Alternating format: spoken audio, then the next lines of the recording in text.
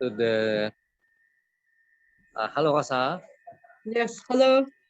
Yeah, I just introduced why we create this another event this afternoon, because I said to the groups, um, if you meet Rosa, you can see you can feel the energy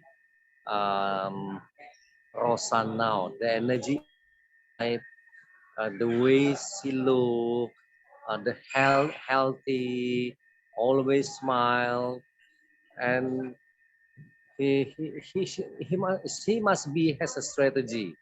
She must be had a secret.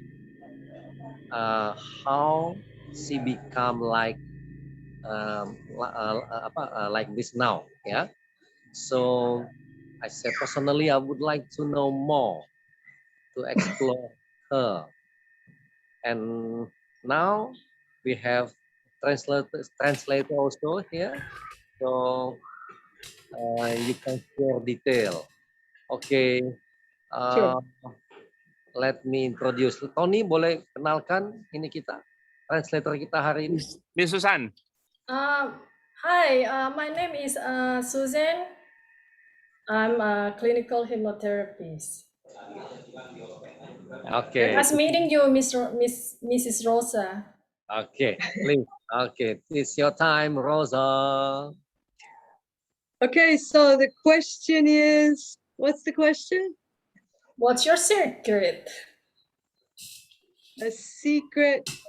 Well, that is a it's not really a secret. It's something we know, but we forget. So part of my time in life, but part of my time in childhood, I did have contact with nature, very close. In fact, my father decided never to build a fence. So we didn't have a fence. All our neighbors had a fence to the wilderness, and we didn't. Okay, okay, my turn. Okay, okay. Sebenarnya ini bukan rahasia katanya beliau ya, tapi sudah terlupakan sama kita. Nah, saat dia masih kecil, semua tetangganya itu punya pagar di rumahnya. Jadi ada pagar yang membatasi antara rumah dengan jalan. Nah, kalau untuk rumahnya itu papanya memutuskan nggak boleh ada pagar gitu. Oke. But of course, that's a long time ago in my life. So I did go to university. I did travel around the world. I lived in Tokyo. I lived in Bangkok, and I did many conferences and had to travel to Paris and London. And I lived in Madrid 20 years. I also lived in Los Angeles, San Francisco, New Orleans, many big cities. And now, after Corona, especially, and in this time, I realized that it was nature that was missing, and I had to rediscover going back and put myself back to touching nature and feeling nature, and that was my thesis of my PhD. Okay. Sebenarnya itu sudah lama sekali ya, terkait dengan yang pagar tadi. Kemudian setelah dia lulus kuliah, dia berkeliling dunia, pergi ke Tokyo, Bangkok, terus mengadakan konferensi di mana-mana, London, kemudian tinggal di Madrid selama 26 tahun, terus di San Francisco, di LA, New Orleans, kemudian itu dia lakukan terus. Kemudian setelah terkena corona ini, dia menyadari bahwa ada sesuatu tuh yang hilang dalam dirinya itu. Nah, itu sepertinya ada yang terkait dengan nature. Nature berarti seperti alam gitu. Ya, kembali ke alam begitu. Itu yang dia merasa dia perlu kembali ke alam untuk menekuni apa sih yang terkait dengan nature gitu, alam gitu. Oke. So truly, if you grow up in a city, even any part of the nature you can see or feel, or it's so important to reconnect or to connect. For children, have some experience with nature, because it will always, always be your greatest love, truly. It's a planet that we depend on. The planet was not made with concrete. We made it with concrete. But nature is definitely the healer and the key in many ways to your soul. And nature shows you love. That's something I'm very clear about. Sebenarnya saat kita tinggal di kota yang besar itu, sebenarnya kita itu bisa juga menjadi bagian dari alam ya. Nah, kita bisa berkomunikasi, menikmati alam itu secara sepenuhnya. Oke, planet ini sebenarnya suatu alam juga ya. Kemudian itu sesuatu yang dapat membantu kita untuk sembuh secara alami. Ya, itu kemudian alam semesta ini ya sebenarnya itu mempunyai cinta kasih kepada kita, memberikan rasa cinta gitu yang membantu kita untuk sembuh dari apapun yang kita alami. Nah, ini menjadi salah satu topik dia menerima PhD-nya dia. Ya, gelar doktornya dia. S3 kalau nggak salah ya. Okay.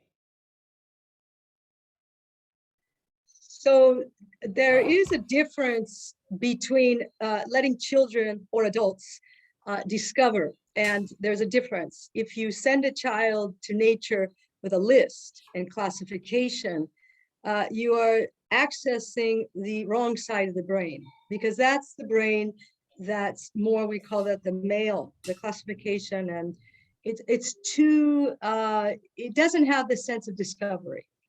It's just filling in the blanks, check, check, check. So when we go to nature and play, we go with nature and we allow nature to call us, then we go where we can feel it. So it's very important to take a walk more at random than just walk like in the city.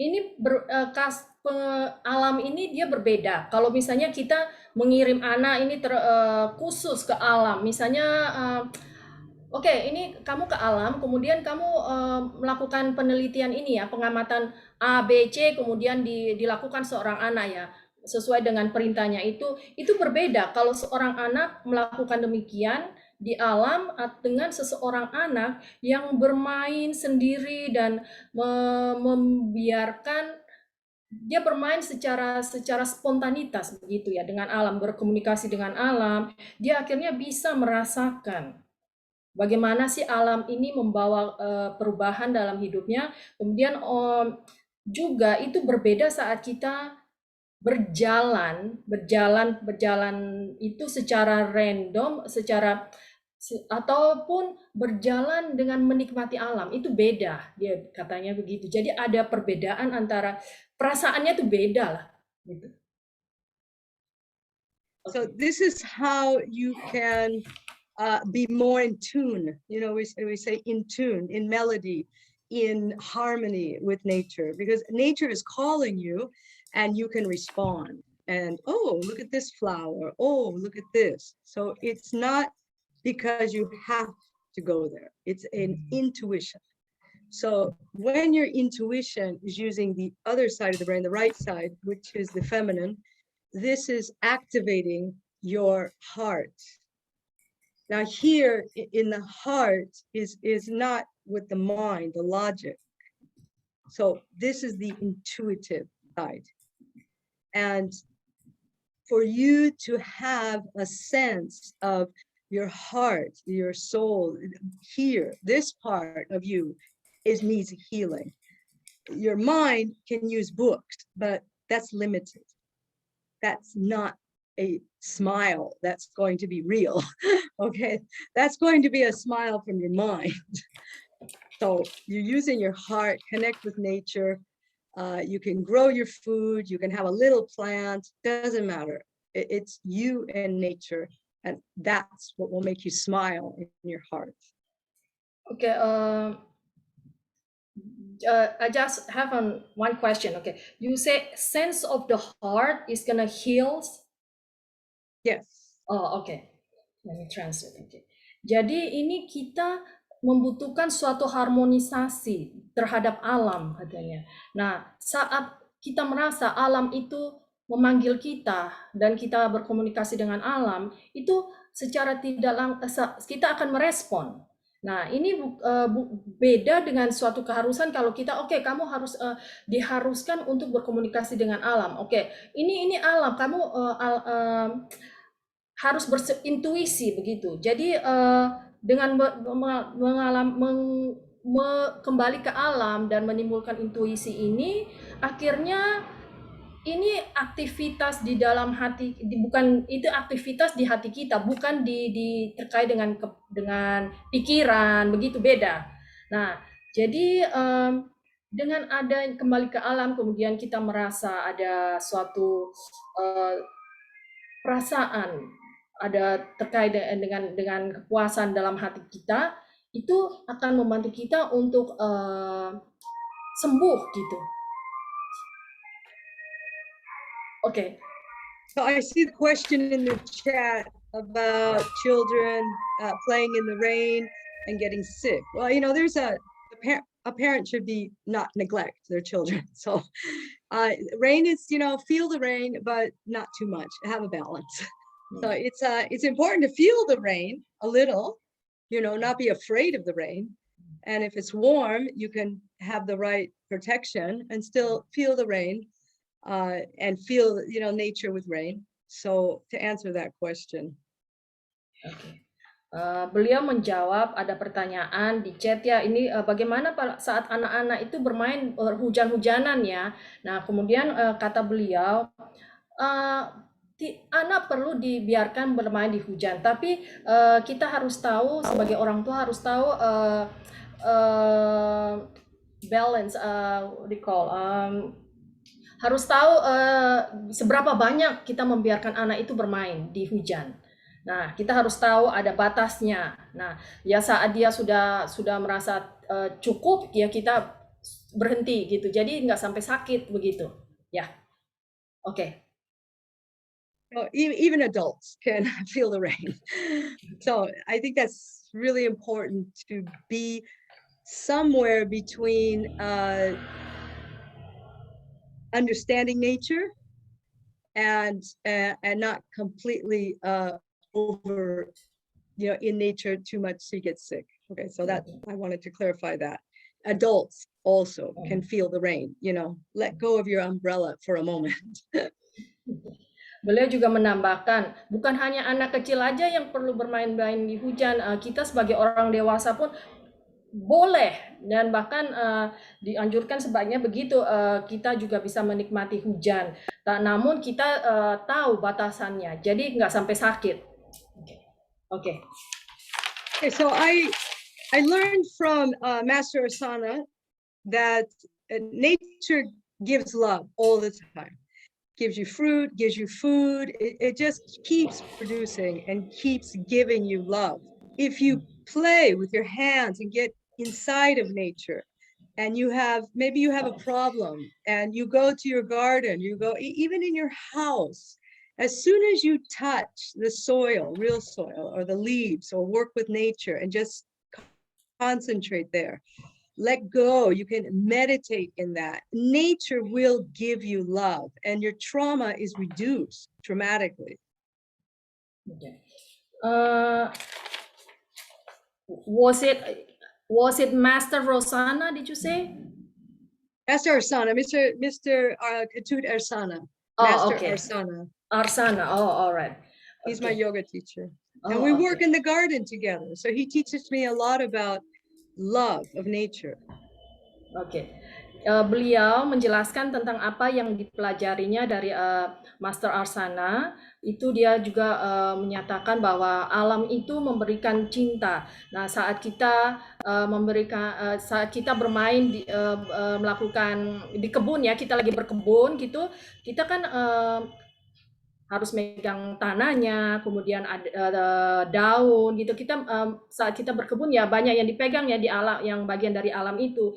Nah, saat kita melakukan itu pun kita dapat berkonsentrasi. Maksudnya beliau kata kita bisa bermeditasi. Nah, saat kita melakukan itu, kita secara tidak langsung itu menghilangkan trauma yang ada di dalam diri kita.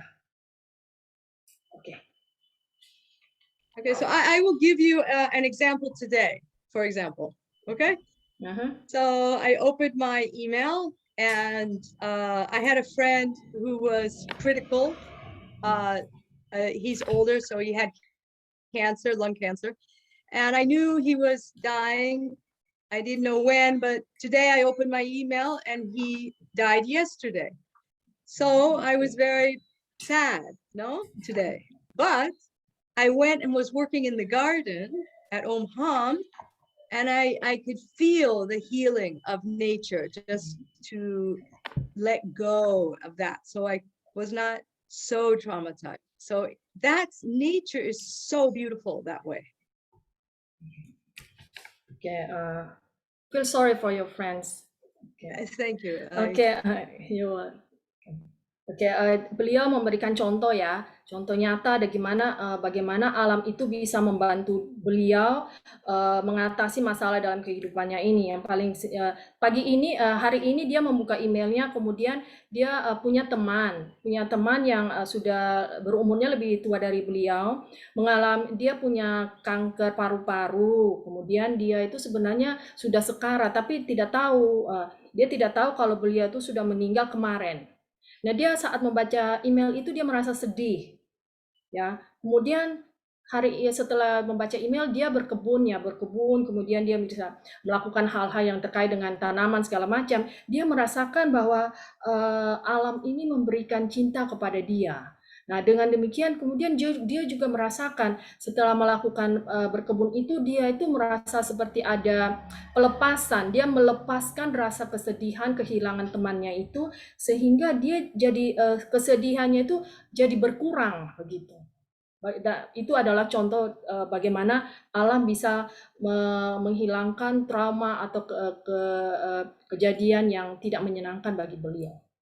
Oke. So now you may think, what's the difference between a pet and nature? And when I say nature, I mean plants and trees. So a pet is part of you, and it has a function as a companion, but it's changing with you. And nature's different. Nature is changing in its own way. It's having its own cycle, its own transformation.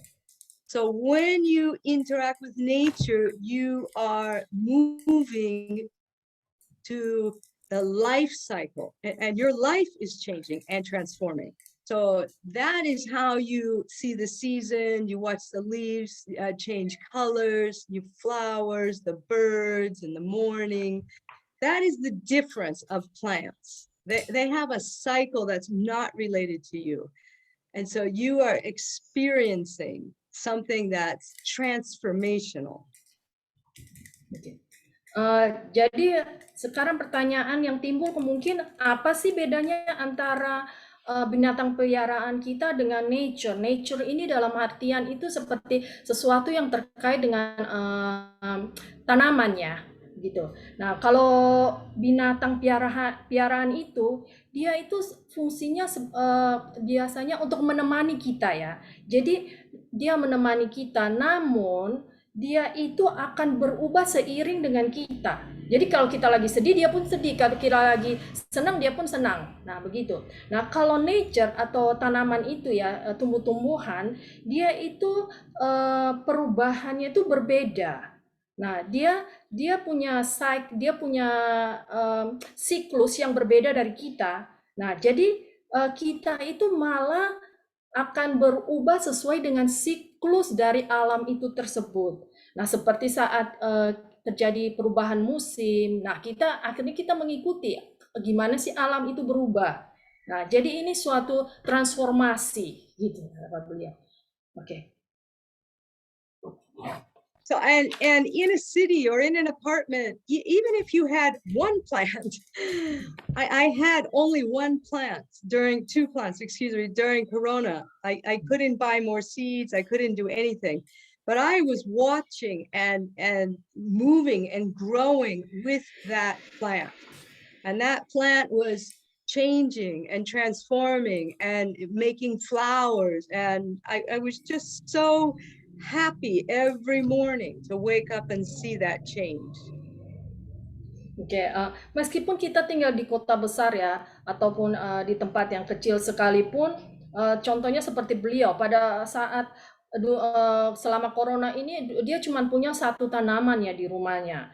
Namun dia bisa melihat, kemudian melihat dan mengamati bagaimana tumbuhan ini tumbuh, kemudian berbunga. Itu membuat itu suatu transformasi yang beliau hanya melihatnya aja demikian sudah membuatnya sangat bahagia. Oke. So in all the time I was living in cities, I always had one plant. I would say that was my savior. Selama dia tinggal di kota, dia cuma punya satu tanaman dan itu adalah penyelamat hidupnya dia. Dia merasa demikian.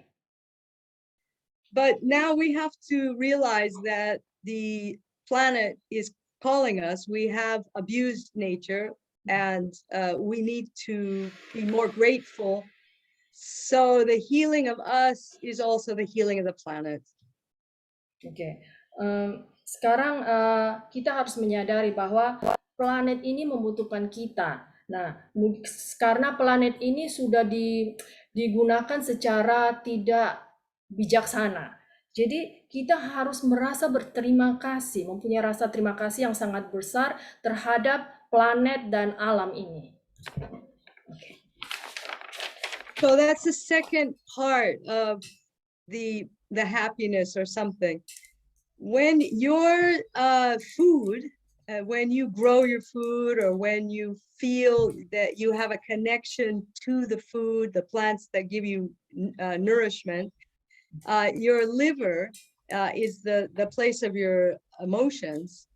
And so keeping your blood happy, giving your body happy food, and giving the planet, treating the planet, nature well, it's a cycle. You feel you're connected and you're not abusing nature. So you are participating in that happiness, harmony. And then your body will feel it, and all your blood has happy cells. Oke, ini terkait dengan hati yang berbahagia, demikian katanya beliau. Oke, saat kita menanam tanaman, kemudian tanaman ini memberikan ya misalnya sayur atau kita menanam buah-buahan, itu memberikan hasil kepada kita ya. Nah, kemudian hasil ini kita makan. Nah, dengan kita makan hasil yang kita tanam ini, kita merasa bahagia. Nah, dengan bahagia ini kemudian sari makanan tersebut kan akan masuk ke dalam hati kita ya, liver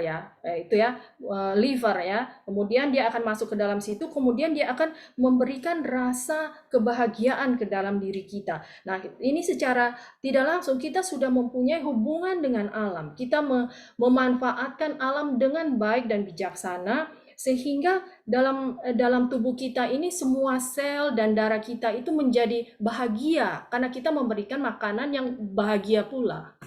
Oke. So sometimes you have to work backwards. You have to hypnotize yourself, as you say, to give the emotions that are positive, even if you're not feeling well. How are you? Oh, good. And that emotion in the liver transfers to happy blood. So you have to watch out for going down in the victim or any type of trauma, or just keep it in hypnotize yourself God loves me, nature loves me. Find the love somewhere. And I think nature's easy. It's you can see it. Sometimes people have trouble finding God in hard times, but nature is so accessible. And then that can help you keep that. I'm fine. You know, look, this plant's fine, you know, and look, it's living in a terrible smoggy city. You know, it's trying so hard. Look at those plants in pollution, you know, look at the planet, and they're still, you know, beautiful flowers. How did they do that? They were positive, always. Nature shows you that they do their job. Oke, terkadang kita tuh harus berpikir kebalikan begitu.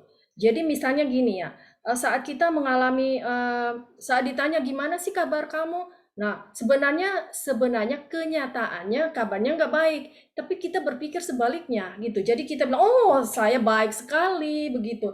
Nah gitu dengan demikian kita memberikan emosi positif kan, kita menunjukkan perasaan bahwa kita mampu, kita positif demikian. Nah itu akan membuat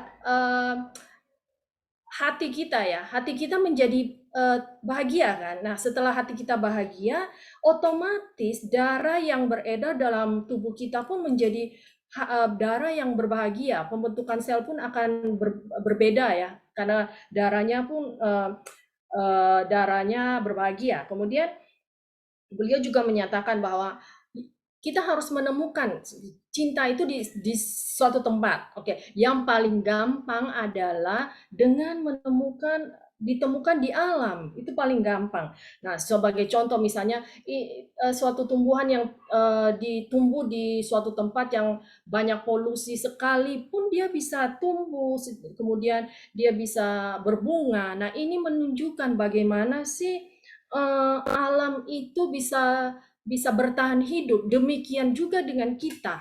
Dalam kondisi apapun kita bisa bertahan hidup seperti alam ini. Oke. So the flowers are doing their job, and they're working very hard in a planet that is working against them. So in our true self, the flowers has its true self. It's not thinking. It's not trying to make money. But it has stress like us. So when we can access our divine nature, our true divine nature as a human, just like the flower has its divine nature, then we can start to heal together. So accessing that divine nature means communing with nature, truly.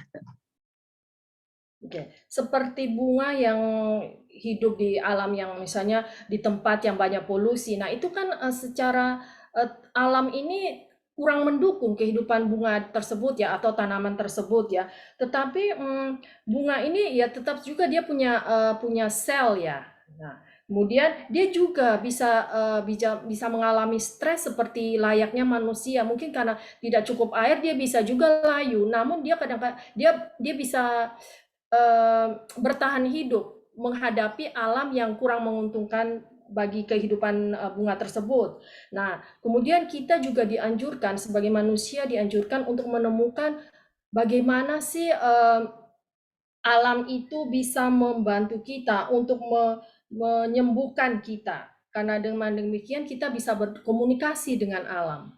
Oke. So back to Krishnamurti, he's been here and he knows that Master Arsana, he has chickens. And when Arsana goes to feed the chickens, you know, he has like 40 little chickens all around. And there's so much love when you're feeding chickens, you know, personally feeding them, personally. And when you're in the garden and you're personally taking care of the garden and watching it grow, and you cut and it grows and cut. This is a very beautiful experience.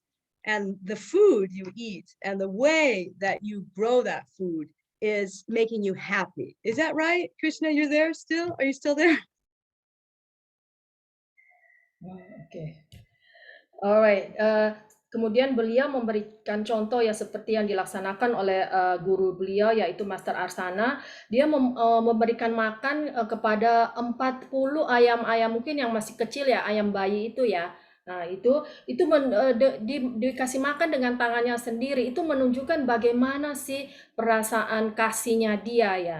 Nah, kemudian kalau kita terkait dengan yang tanaman ya, saat kita berkebun itu kita melihat, kita mengamati bagaimana itu suatu tumbuhan itu tumbuh, kemudian berbunga, berbuah, kemudian kita ambil hasilnya. Nah, itu gimana sih kita bisa melihat bagaimana indahnya ya alam itu. Kemudian saat kita menikmati makanan dari kebun tersebut, kita pun juga merasakan gimana sih bahagianya kita makan dari hasil kebun kita. Itu berbeda kalau makan dengan kalau beli gitu sih. Maknanya sih kebegitu katanya. Oke. So then on the second part of the secret is meditation. And meditation is the breath only slowing down. You know, if you come to the true rhythm of the universe, it's in the human breath at the second, slowing down.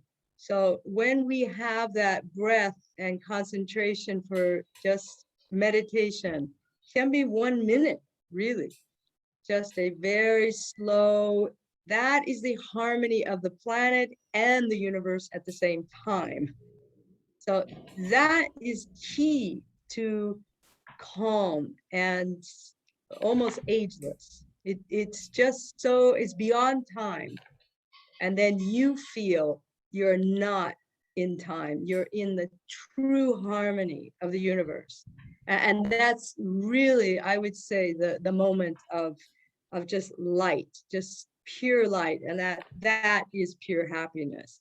You can find that if you train to follow your breath, pranayama, just a very slow, you can do that every day. Best time, sunrise. If not, the time you wake up and before you start the day. Sorry, before the last one, before what? Sunrise is the best time. Uh-huh. A very special time, or sunset. Okay. But before you start the day, it's a time to love yourself and be in perfect harmony. Just the breath. And that is the access to your divine human being that's connected to the universe, actually. That's the heartbeat. Jadi tadi yang pertama kan terkait dengan alam ya penjelasan beliau. Yang kedua ini terkait dengan meditasi. Meditasi itu sebenarnya cuman fokus, konsentrasikan pada napas kita. Ini yang menunjukkan adanya harmonisasi, keseimbangan antara planet ini dengan alam semesta. Nah, dengan kita berkonsentrasi pada napas ini adalah kunci bagi kita untuk menjadi tenang. Oke, jadi ini kemudian beliau juga menyatakan bahwa harmonisasi dengan alam semesta ini akan menciptakan suatu kebahagiaan. Jadi beliau menganjurkan kepada kita untuk selalu melakukan fokus atau relaksasi atau meditasi dengan fokus pada napas kita. Nah, itu sebaiknya dilakukan pada saat matahari mau terbit gitu ya, atau pada saat matahari mau tenggelam. Tapi sebaiknya sebelum kita memulai hari kita, ya mungkin bekerja atau bersekolah, kita lakukan fokus meditasi napas ini. Okay. And really, the last part of the secret is if you do something, if you dedicate your time doing something helping people, this gives you a satisfaction that has no price. Even if the project fails, you have started the project with a good intention and a good heart. So it's never failure because your heart was in the right place. Things change, you have to be ready to be flexible. That's yoga. Physical yoga teaches you to be flexible, but this dedicates some time to helping people and helping each other, and will help the planet together. That gives you an inner peace. Doesn't matter success or failure, you tried. That's the important part. Oke, menurut beliau berkata bahwa rahasia terakhirnya beliau adalah selalu mendedikasikan waktu kita untuk berbagi atau menolong orang. Oke, ini akan memberikan kita suatu kepuasan. Itu kepuasan yang tanpa nilai. Meskipun saat kita membantu itu ternyata hasilnya tidak sesuai dengan apa yang kita harapkan, tetapi kita sudah mempunyai suatu niat untuk memulai membantu dengan niat yang baik. Nah, kemudian saat kita membantu orang ini kita harus fleksibel, kita harus siap dengan kenyataan bahwa ini akan berhasil atau tidak. Jadi kita jangan fokus ke hasilnya, tapi kita fokus pada niat kita untuk membantu orang. Oke, dan juga membantu planet ini akan memberikan bukan hanya untuk manusia, tapi juga planet dan alam ini akan memberikan kita suatu kedamaian dalam hati kita. Oke. I do think it's important to teach children about volunteering. I learned that very young. And I was volunteering since 12 years old, and it's quite important. And because it means you're doing something without money, without reward. So if you don't have the access to do something, then later. But teaching that concept is important, volunteering. And the second part is compassion. Compassion, even if you are not poor. Compassion with someone who is poor, and compassion with neighborhoods that have problems. Compassion. I worked a long time in a city situation that was very difficult, and the compassion is what helped me to make the project work. So it's your compassion, your motivation, and in your heart. If you leave this world, you want to know you did something that was helpful. And even you didn't succeed, maybe someone else will take your idea further. That happened to me many times. You just try. I think that's the most important. Then you feel good in your heart. Beliau menyarankan sebaiknya kerja secara sukarela tanpa bayaran atau tanpa ada penghargaan itu sebaiknya diajarkan kepada anak-anak pula sejak sedini mungkin. Beliau sudah melakukan kerja relawan ini sejak berumur 12 tahun. Nah, ini merupakan suatu konsep yang sangat penting yang harus dijalankan dalam kehidupan ini. Nah, kemudian berikutnya yang kata beliau adalah mempunyai rasa kasih terhadap orang-orang yang miskin atau terhadap lingkungan yang bermasalah, yang membutuhkan bantuan. Nah, dengan demikian saat kita rasa kasih ini yang membuat beliau itu dapat menyelesaikan proyeknya dia. Kemudian dengan demikian dengan saat kita meninggalkan dunia ini, kita sudah mempunyai rasa puas karena telah melakukan sesuatu untuk kehidupan orang lain, merasa berguna terhadap orang lain. Meskipun sebenarnya itu hasilnya tidak sesuai dengan apa yang kita inginkan. Yang perlu ditekankan di sini adalah kita sudah berusaha semaksimal mungkin untuk membantu orang-orang di sekitar kita. Oke. So Susan, I see there's a question in the chat, which is I cannot understand. Would you mind translating that question? Absolutely. Let me check really quick. And then I think now I can go for more questions. Okay. Let me check. Okay, let me go from the very top. Okay.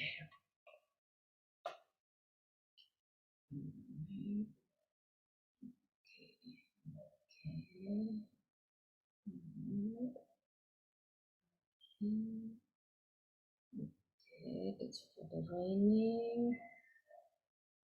Okay. Okay, there you go.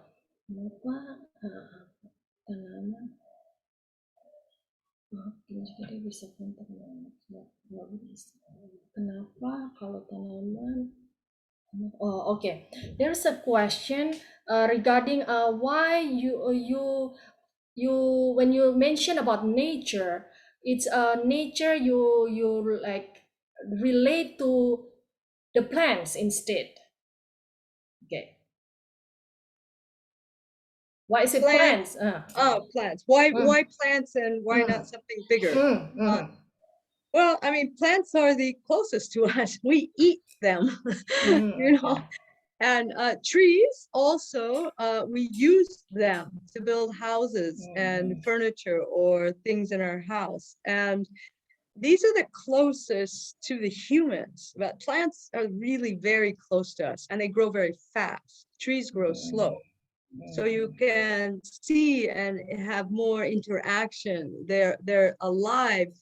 Their leaves are different. A tree, they're taller maybe. It takes longer for those. Okay. I hope that answers the question. And then I'm gonna translate to the person. Okay. Ini buat Rudy ya, Ruth. Pak Rudy, ini tadi pertanyaannya kenapa ke tanamannya? Ini jawaban beliau.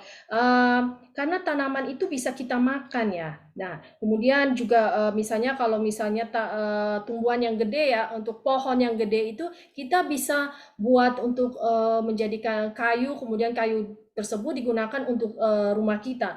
Nah, beliau selalu memilih tanaman yang kecil itu ya, yang bisa kita makan karena dia tumbuhnya lebih cepat. Nah, kemudian tumbuhnya lebih cepat sehingga kita lebih berinteraksi. Interaksinya kita lebih gampang juga. Kalau pohon itu kan besar ya. Jadi kalau mau interaksi dengan daunnya itu kan lebih sulit dibandingkan cuma tanaman yang kecil.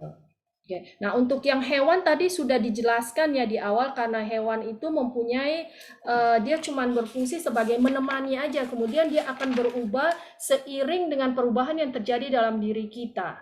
Jadi kalau kita sedih, hewan tersebut juga merasa sedih. Ya, berbeda kalau dengan tanaman kita akan mengikuti siklus dari tanaman tersebut. Jadi bukan kita yang diikuti oleh tanaman.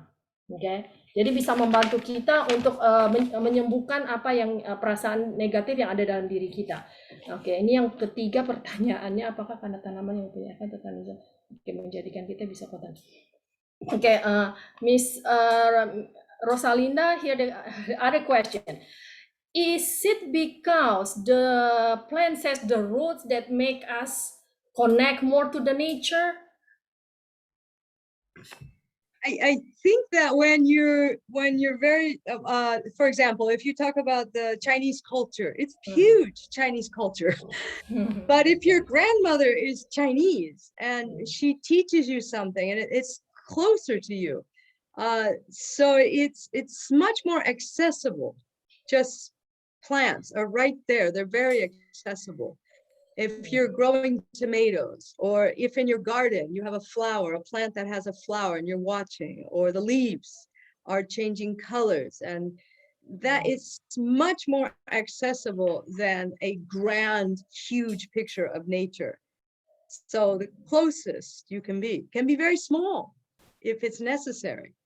If you have a big space, you can have more. Okay.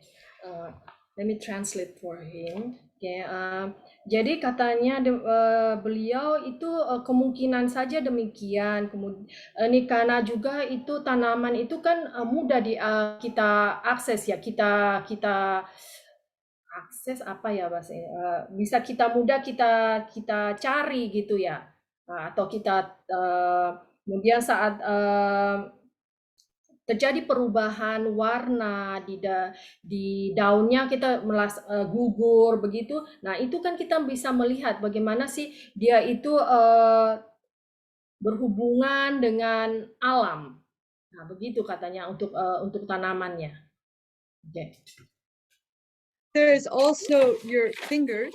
Your fingers have a very special sensitivity. So more than the eyes, but it's a combination of touch and visual and smell. But these two senses, and the touch is when you get the compassion and the empathy, as we know in psychology with people, but with nature it's the same. This finger particularly is connected to your heart. So when you're touching and accessing plants near you, you're near your heart, and then it goes into your brain later in midterm memory. But first, this touch, this is the heartbeat. When you go to the hospital, they take your heartbeat here. So this finger is very powerful for connection to your heart. That's my thesis. I did my PhD with that. Tactile perception. Oke. Jadi beliau juga menambahkan ya, saat kita berinteraksi dengan tanaman itu kan kita menggunakan jari kita megang tanaman itu. Nah, saat kita di dalam tesis beliau yang ditulisnya itu dia menuliskan ini ya. Jadi saat tanaman kita sentuh itu kita merasakan suatu rasa empati gitu ya. Nah, ini akan terasa di dalam jantung kita. Nah, jantung kita ini kemudian akan terhubung ke otak kita. Yang itu mungkin ya untuk memori yang jangka menengah. Oke. Jadi ini tangan saat menyentuh itu sangat penting. Oke, terkait dengan tanaman tersebut. Oke. So I think that living in the cities, we forgot what nature feels like. We forgot to put our hands in the dirt. We forgot how to cultivate food, and that disconnection, creates a mental disconnection. So when you put that back together, you have you feel complete. And this is so important between breathing clean air and being with nature, literally touching. We need to build a better world. So, we have a lot of work to do, but you can start just by feeling nature. Like, where is it? Kemudian beliau juga menambahkan ya, saat kita tinggal di kota besar ini ya, kita menjadi tidak bisa terhubung dengan alam. Oke, secara mental pun akhirnya kita juga tidak terhubung gitu. Nah, kemudian secara penuh itu kita untuk membuat suatu itu menjadi komplit, kita perlu untuk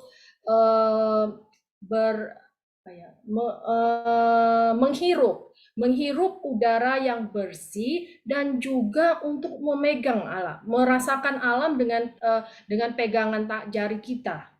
Oke. Nah, saat kita bisa merasakan alam ini, dengan demikian kita bisa merasakan bagaimana sih alam ini bisa merubah kita. Oke. I see here a conclusion that to live with nature. In the city, it's very difficult to live with nature, but you can start to have a city garden. In Madrid, they started to make gardens in corners of the city. In San Francisco, they started to make gardens in the corners. So the community gardens in a very small space or in your house, it's true. So I'm not talking about go to nature, see it for the weekend and come back. That's not what I'm talking about. It's trying to be more every day. Can I eat better food? How can I heal the planet? What am I doing? And yes, doing something useful for people. That's excellent conclusion. Oke, jadi beliau juga menambahkan ya memang sih kalau kita tinggal di kota yang besar itu agak sulit. Namun ini sudah dilakukan di Barcelona dan juga di San Francisco, di mana di situ ada juga taman kota ya, taman kota yang letaknya di pojokan demikian. Kemudian itu benar, ini ada juga ada komunitas berkebun, itu juga ada. Kemudian dia namun yang dimaksudkan dengan yang berkebun ini menikmati alam itu bukan saat kita hanya pergi saat akhir pekan aja kita kemudian kembali ke alam, kita melihat alam, bukan itu yang beliau maksud. Yang dimaksud dengan beliau itu adalah bagaimana kita berinteraksi dengan alam itu secara teratur dan setiap hari, begitu kata beliau. Okay. Yeah, I see two comments in the chat. Grounding, healing. Now, it's interesting. Master Asana, my yoga teacher, tells us that the grounding is not in the ground. He says that's a huge mistake. He says that the grounding is here in the heart. So if you connect, from the universe, the cosmos or God, to the earth, that's one line, and you connect with humans on the other line and the planet. So the center or the grounding is here in the heart. It's not in the ground in your feet. So, that's where your happiness is going to be. And that's where you can radiate to other people, not from your feet. Okay. Jadi menurut beliau apa yang beliau pelajari dari Mr. Arsana, grounding itu bukan di tanah, di bawah tanah gitu ya. Itu salah, itu pemahaman yang salah. Sebenarnya grounding itu ada di hati kita, di mana bagian atas antara alam semesta dengan bumi ini dari atas ke bawah ya, kemudian dari kiri ke kanan, kemudian itu di bagian tengahnya itu ada di hati kita. Nah grounding yang ada di hati kita, in the heart, okay? Heart itu jantung ya, berarti ya. Di jantung kita ini itu di mana letak kebahagiaan itu sebenarnya. Nah, kemudian kebahagiaan yang ada di jantung kita ini bisa kita sebarkan ke sekeliling kita. Oke. So this is how the heart is the center of your radiance. So when your blood is happy and your heart is doing good works and you have contact with nature, and the other comment is hydroponics, and hydroponics is no earth. So that is very interesting that people do not want to touch the earth. It's like, oh, the earth, our planet doesn't exist. We need to have that connection with the planet. It's crazy. Growing food without the planet, the earth. Oke. Nah, ini kemudian beliau juga menekankan ya bahwa jantung kita itu adalah pusat dari penyebar radiasi, pusat dari kebahagiaan yang ada di hati kita itu yang bisa kita kita sebarkan ya. Nah, kemudian di mana di jantung kita ini memompa darah yang berbahagia ya. Darahnya ini berbahagia gitu, yang dikatakan beliau itu merupakan kontak, menunjukkan ini karena adanya kontak dengan adanya reaksi dengan alam. Nah, kemudian contoh yang bereaksi dengan alam. Kemudian contoh yang beliau berikan itu misalnya hidroponik. Hidroponik itu bukan sesuatu yang alami karena tanaman hidroponik kan tidak menggunakan tanah. Nah, padahal kita tuh berinteraksi dengan alam itu kita memerlukan tanah karena tanah itu kan alam. Demikian pemikiran beliau tentang hidroponik. Oke. Now, hydroponics is replacing the minerals from the earth by putting them into the water.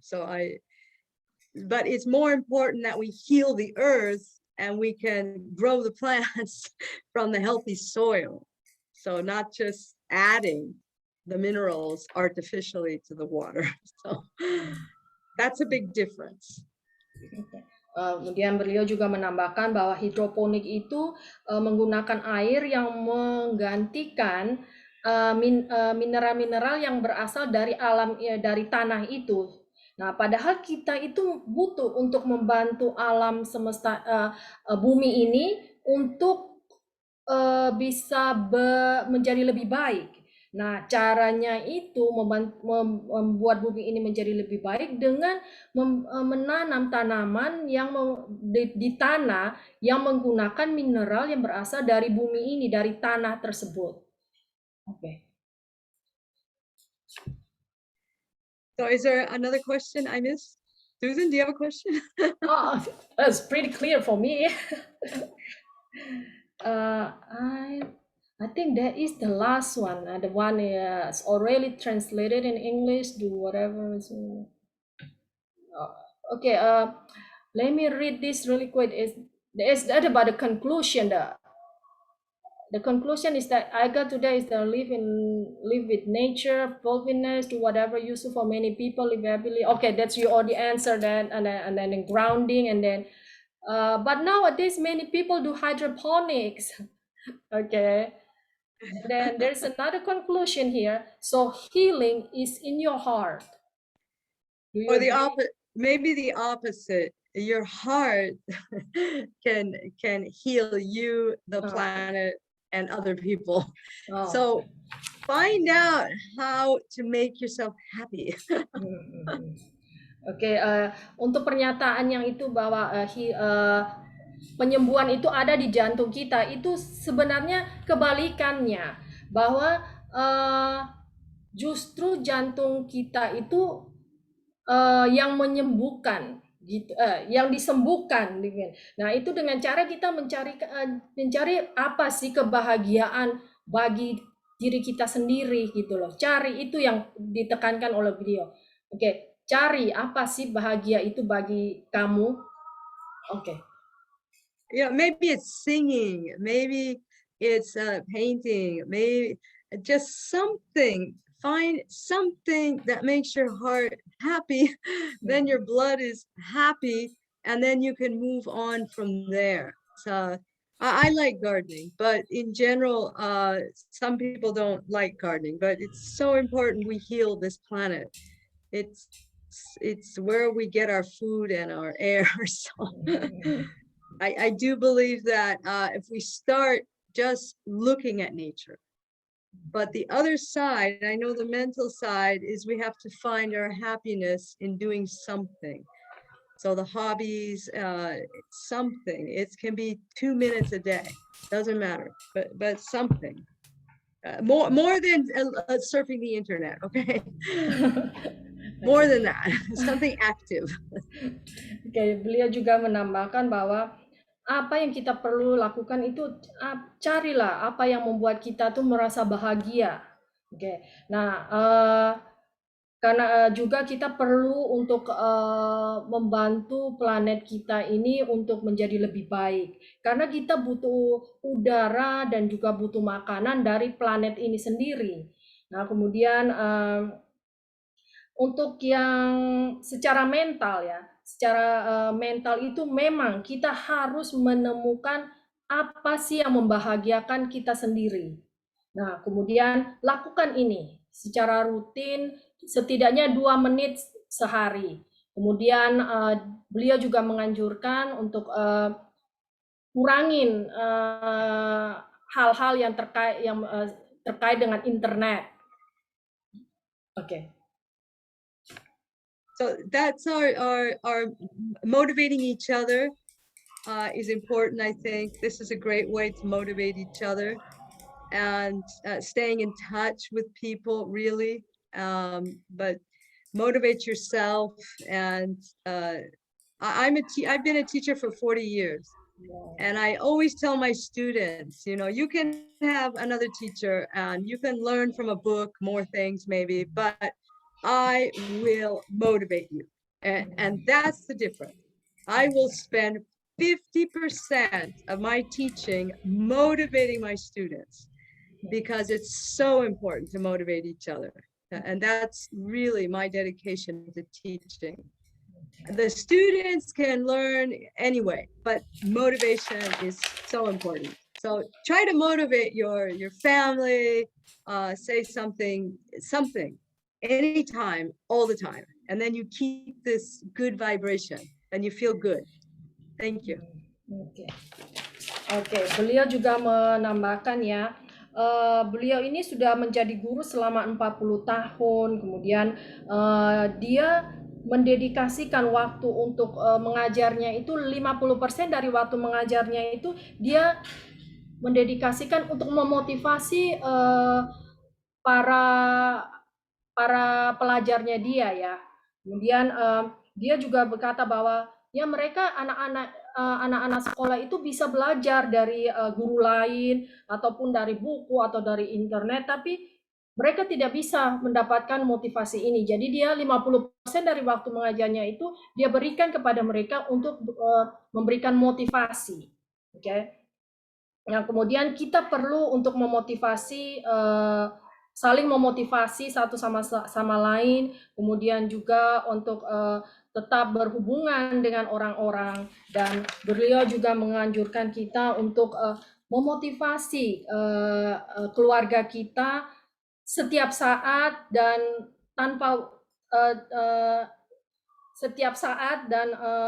merasakan bagaimana sih bahagianya kita bisa membantu memberikan motivasi kepada keluarga dan orang-orang di sekitar kita.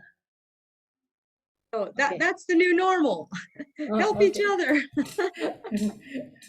And then beliau juga Transform yourself. Okay. Itu adalah suatu kebiasaan baru, yaitu memotivasi diri, memotivasi keluarga dan orang-orang di sekitar kita. Okay. So if you want to meet again, let me know. I'm happy to meet you again. Thank you. Thank you for your time. Rosa. Thank you. Yes.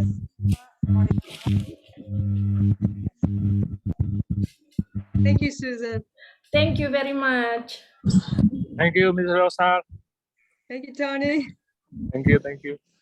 Ms. Susan, terima kasih banyak untuk supportnya. Sama-sama. Terima kasih ya, sahabat kelas. Dengan demikian kita akhiri kelas sore kita hari ini. Terima kasih Pak Krisnamurti. Dan terima kasih sahabat kelas semuanya. Kita ketemu di event-event berikutnya. Semoga sharing hari ini bermanfaat buat kita semua. Thank you, Ms. Rosa. Terima kasih Pak Krisna. Mrs. Rosa. Thank you. Thank you. Thank you.